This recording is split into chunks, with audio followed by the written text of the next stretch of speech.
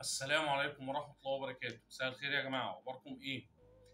ميزة تنافسية قوية جدا تقدر تحققها كدكتور عنده عيادة، وهي مشكلة كبيرة في مصر. فلو أنت قدرت تتغلب عليها تبقى كومبيتيتيف أدفانتج، تبقى ميزة تنافسية ليك. ألا وهي إيه؟ الوقت يا جماعة. الوقت عند الدكاترة في مصر ملوش تمن. وقت المريض عند الدكاترة في مصر ملوش تمن قولا واحدا، خاصة عند الدكتور الشاطر اللي عنده زحمة. الدكتور اللي احنا بنروح له بنقعد عنده 3 ساعات في الويتنج عشان نستنى ميعاد الكشف بتاعنا.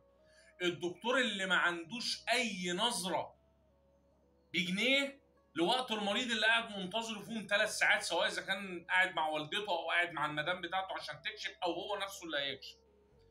الموضوع ده اولا في حاجه كده اسمها ال7 ويستس او ال8 ويستس زي ما اليابانيين بيقولوا عليهم.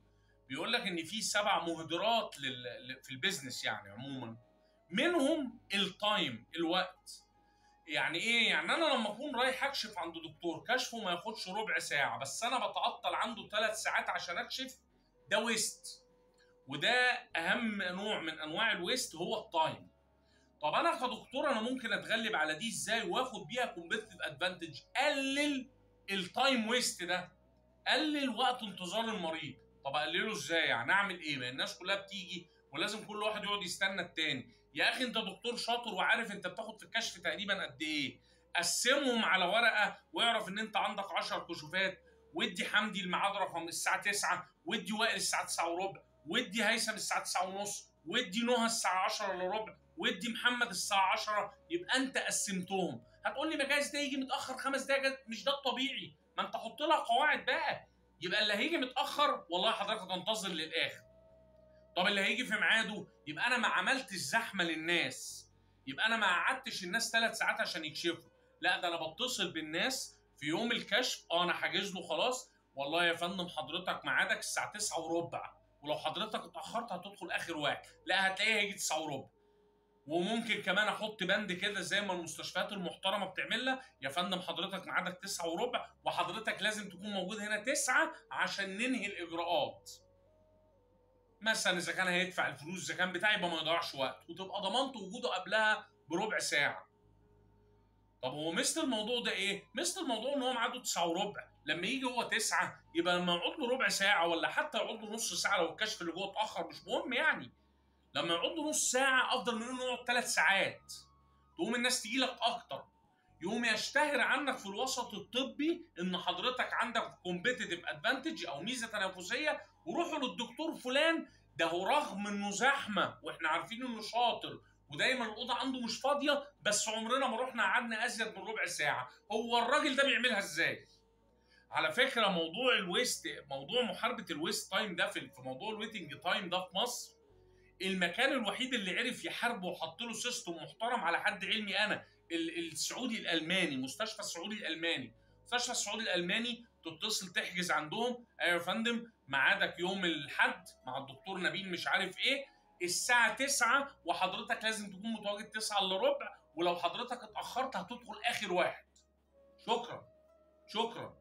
فعلا بروح الساعه 9 الا ربع، يخلصوا لي اجراءاتي على الورق، الساعه 9 بالدقيقه ادخل. طب لو 9 و5 ماشي، جايز الراجل اللي جوه اتاخر، طب ما جايز يخرج بدري وادخل 9 الا 5، اوكي. الفرق في 10 دقايق مش حوار، الفرق في ربع ساعه مش حوار.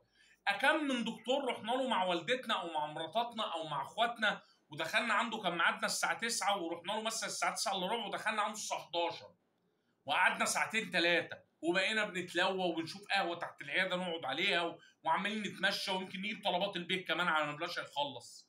دي ميزه تنافسيه. في مليون ميزه تنافسيه تانية ممكن نفرد لها حلقات تانية ونتكلم فيها، انما انا بكلمك في ان دي اقوى ميزه تنافسيه انت كدكتور ممكن تاخدها، لانها بتحل مشكله للعميل.